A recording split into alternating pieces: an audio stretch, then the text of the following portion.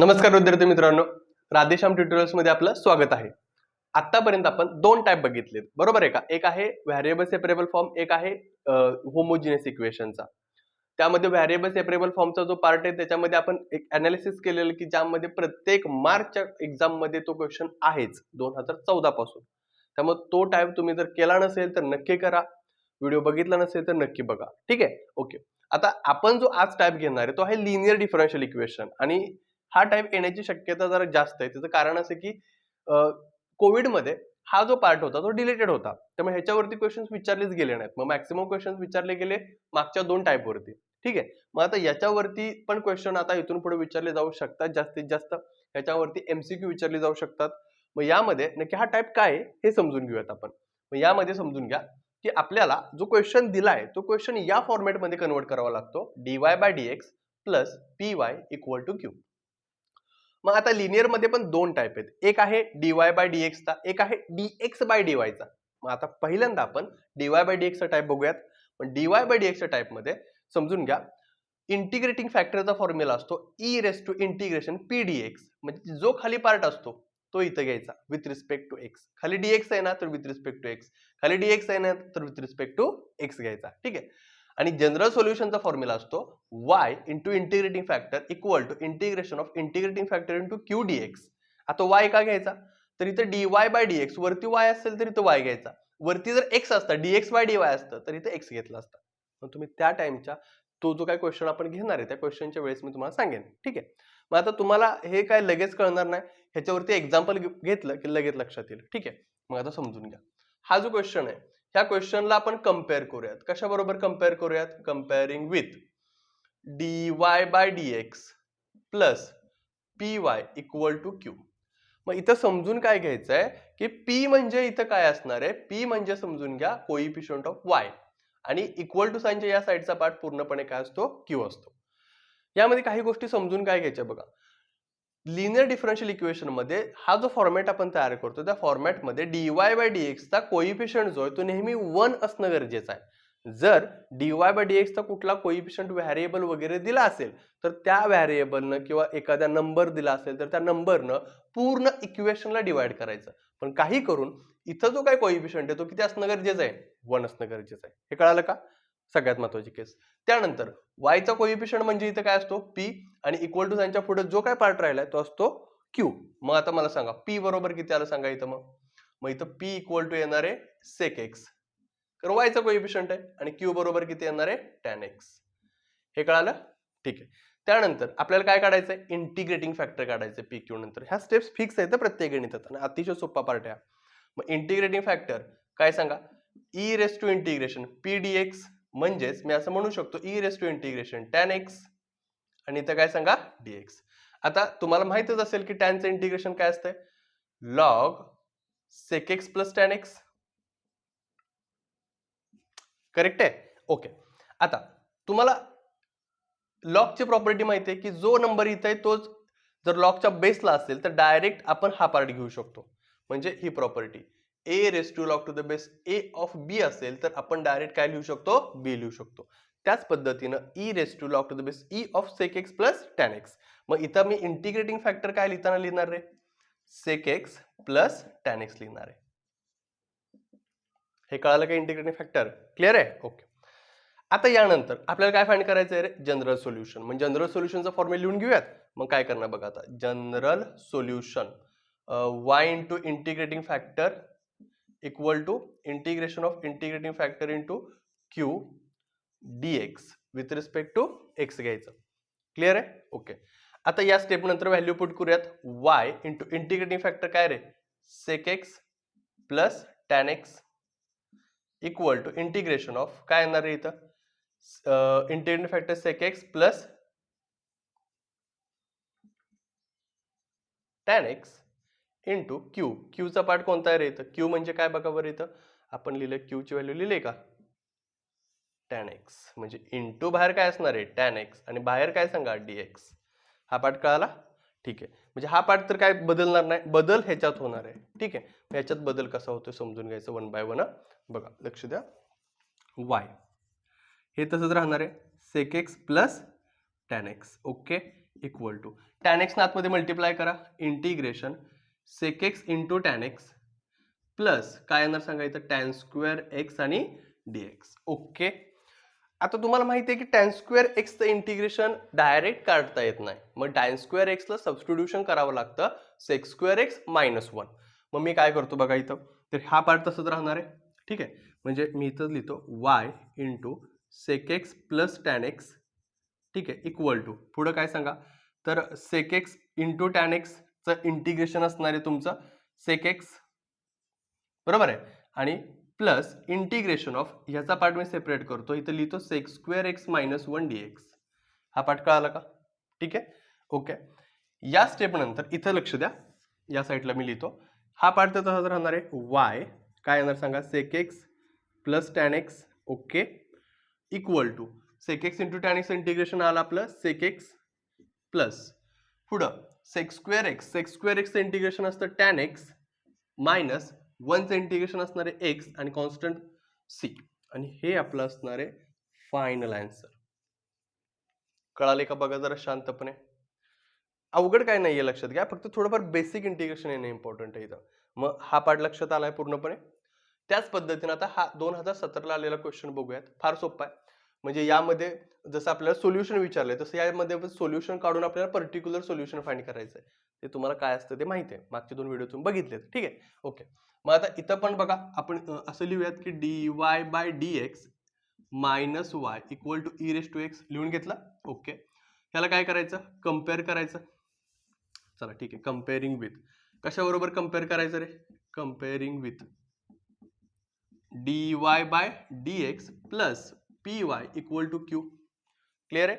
बघा हे झाल्यानंतर आपण पी ची व्हॅल्यू काढणार फिक्स मध्ये. सांगा पी ची व्हॅल्यू वायचा कोएफिशियंट -1, क्यू ची value e raise to x, हा पार्ट असणार इक्वल टू साइनच्या पुढचा. तो क्वेश्चन आणि हा क्वेश्चन कम्पेअर करायचं, कम्पेअर म्हणजे तुमच्या लक्षात येईल. आता पी क्यू झाल्यानंतर आपण काय केलं रे, पी आणि क्यू ची व्हॅल्यू काढल्यानंतर इंटिग्रेटिंग फॅक्टर काढलेला. मग इथं पण आपण काय करणार, इंटिग्रेटिंग फॅक्टर काढणार. काय फॉर्म्युला असतो, e raise to integration p dx म्हणजेच e raise to integration p ची व्हॅल्यू -1 डीएक्स म्हणजेच e raise to minus x integrating factor येणार इथं. क्लिअर आहे का इथपर्यंत? ठीक आहे. त्यानंतर पुढं जनरल सोल्युशन फाइंड करायचं होतं. काय फाइंड करायचं इंटिग्रेटिंग फॅक्टर नंतर जनरल सोल्युशन. मग जनरल सोल्युशनचा पार्ट कसा येणार बघा इथं, तर y into integrating factor equal to integration of integrating factor into q d x. Clear आहे, ओके. मग इथं y into integrating factor e raise to minus x equal to integration of integrating factor e raise to minus x into q. Q म्हणजे काय सांगा, E raise to x आहे आणि इथं dx. इथे येणार y इंटू इंटिग्रेटिंग फॅक्टर म्हणजे e raise to minus x, इथं e raise to minus x e raise to x म्हणजे ई रेस टू 0 आणि इथं डीएक्स. ई रेस टू 0 म्हणजे किती येणार आहे 1 आणि 1चं इंटिग्रेशन किती येणार सांगा, इथं 1 डीएक्स येणार इथं आणि 1चं इंटिग्रेशन येणार x plus c y into e raise to minus x. हे सोल्युशन मिळालं तुम्हाला. ह्याला मी इक्वेशन नंबर काय म्हणतो 1 म्हणतो. ठीक आहे, पण तुम्हाला फाइंड काय करायचंय, पर्टिक्युलर सोल्युशन म्हणजे ज्याच्यामध्ये एक्स आणि वायच्या व्हॅल्यू पुट कराव्या लागतात आपल्याला माहिती आहे. मग आता बघा फॉर काय म्हणूयात आपण, पर्टिक्युलर सोल्युशन.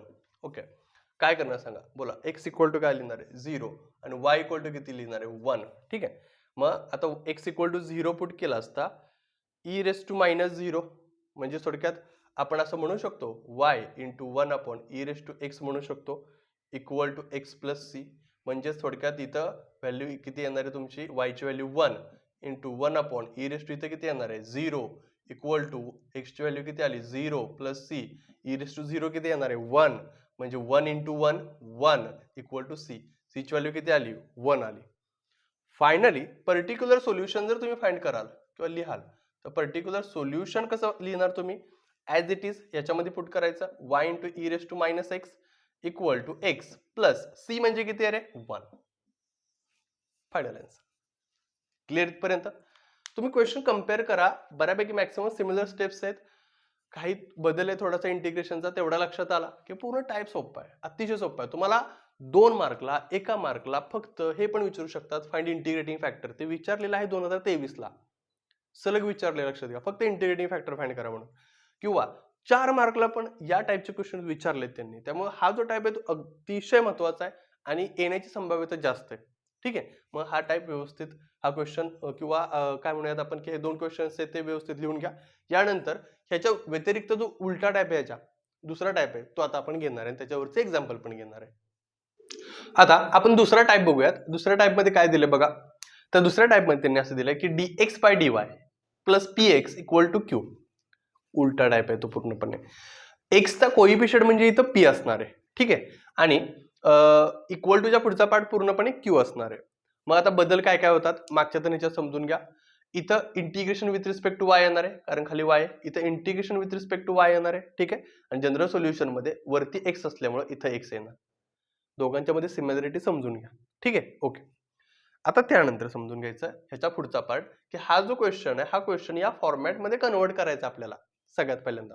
मग आता कसं करणार आपण इथं, तर हे असं घ्यायचं की x प्लस वाय आणि हा dx डिवाइडला आहे तो इकडं 1 ला मल्टिप्लायला न्या, dy वरचा खाली आणा म्हणजे इकडं काय येणार आहे dx बाय dy.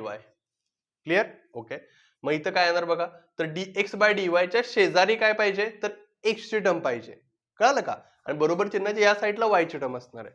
मग हा जो प्लस x आहे तो इकडे येणार आहे म्हणजे मी असं लिहू की dx बाय dy सांगा प्लस x चं काय होणार आहे मायनस x इक्वल टू काय येणार आहे y.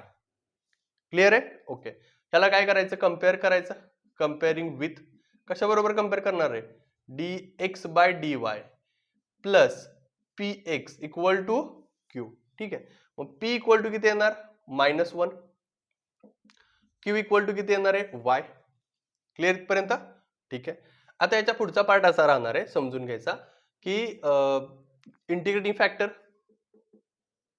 इंटिग्रेटिंग फॅक्टर मग इंटिग्रेटिंग फॅक्टर कसं काढणार आपण e raise to integration p dy म्हणजेच e raise to integration p ची व्हॅल्यू किती आहे -1 इंटू dy म्हणजेच e raise to -y.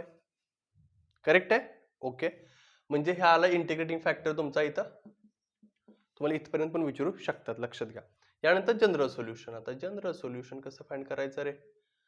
General solution x into integrating factor equal to integration of काय घ्यायचं सांगा इथं मग integration of integrating factor into q आणि इथं dy. क्लिअर आहे का? ओके, मग x into integrating factor e raise to -y equal to integration of integrating factor e raise to -y into q. q ची व्हॅल्यू किती आहे रे बघा बरं इथं y आणि इथं dy. आता या ठिकाणी इंटिग्रेशन करताना तुम्हाला बाय पार्ट वापरावं लागणार आहे. बाय पार्ट रूल माहिती पाहिजे तुम्हाला. मग आता पहिल्यांदा आपण अरेंजमेंट चेंज करूयात. ट्रिग्नोमेट्री पहिल्यांदा घेऊयात, एक्सपोनेन्शियल नंतर घेऊयात आणि इथं dy आणि इथं x e raise to -y. आता बाय पार्ट वापरा. First term as it is integration of second term, बरोबर आहे का? म्हणजे इथं integration of e raise to काय येणार आहे -x येणार आहे आणि इथं dx minus integration sorry dx नाही dy सॉरी dy. ठीक आहे, आणि इथं e raise to y. Okay, लिहिताना गडबड होते.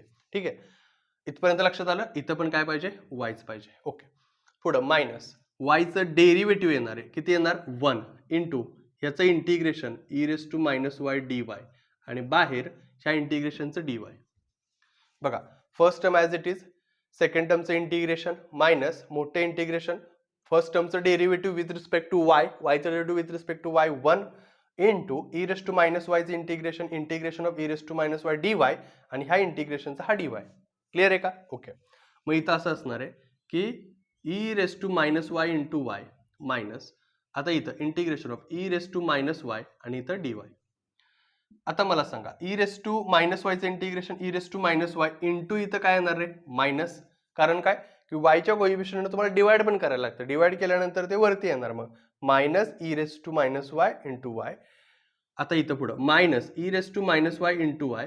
पुन्हा ह्याचं इंटिग्रेशन काढलं तुम्ही तर ते काय येणार सांगा इथं आतमध्ये इंटिग्रेशन येणार आहे तुमचं इथं समजून घ्या. या ठिकाणी माझी चूक काय झाली तुमच्या लक्षात आली असेल पटकन. ठीक आहे, 1 तर ॲज इट इज लिहिलं e रेस टू -yचं integration e raise to -y into इथं काय पाहिजे मायनस, लिहितो व्यवस्थित आहे minus e raise to -y आणि काय सांगा dy. करेक्ट आहे? ओके, आता पुन्हा ज्यावेळेस आपण इंटिग्रेशन काढणार त्यावेळेस हे मायनस इंटिग्रेशन आता इथं आपण रिमूव्ह करणार आहे आणि ऑलरेडी इथं मायनस होतं e रेस टू -y त्याला पुन्हा आपण -1 ने डिवाइड करणार प्लस c. मायनस मायनस काय होणार आहे, कॅन्सल होणार. ह्या मायनसला हे मायनस काय झालं, कॅन्सल झालं. मग आता राहिलं काय, minus e raise to minus y into y minus e raise to minus y. Correct आहे, ओके. आणि इथं x into e raise to minus y, इथं प्लस सी असणार हे डोक्यात ठेवा. ओके. आता हे एवढं ठेवलं तरी चालतंय, किंवा ह्याच्या पुढे जर सोडवायचं झालं तर तुम्ही कसं सोडवाल, तर बघा x into e raise to minus y equal to, दोघांच्यातून काय कॉमन निघतंय रे, minus e raise to minus y common काढूयात की, आत शिल्लक राहणार आहे y plus one plus c. एवढं ठेवा तरी चालतंय, किंवा ह्याने डिवाइड केलं तर सी ला पण डिवाइड करायचं e raise to minus y न, हे लक्षात ठेवा. बरीच मुलं चूक काय करतात, ह्या पार्टला हा पार्ट कॅन्सल करून टाकतात. तसा कॅन्सल होत नाही, कारण इथं प्लस सी आहे लक्षात घ्या. मग एक तर डिवाइड होऊ शकतं, डिवाइड याला पण होऊ शकतं, याला पण होऊ शकतं. डिवाइड केल्यानंतर कॅन्सल होईल, पण इथं मात्र ई रेस टू वाय शिल्लक राहणार आहे. हे समजून घ्या मेनली. क्लिअर इथपर्यंत? म्हणजे हा जो टाईप आहे तो तुमच्या लक्षात आला असेल. हा जो फार कमी वेळा विचारतात हा क्वेश्चन, लक्षात घ्या. त्यामुळे हा क्वेश्चन परफेक्ट करा. हा विचारलाय मार्च 19ला, कदाचित हा रिपीट पण होऊ शकतो. तर मग हा क्वेश्चन व्यवस्थित समजून घ्या. बाकी काय अवघड पार्ट असं मला वाटलं नाही याच्यामध्ये पण काय. ठीक आहे. मग आता व्हिडिओ आवडला असेल तर नक्की लाईक करा, शेअर करा, सबस्क्राईब करा. धन्यवाद.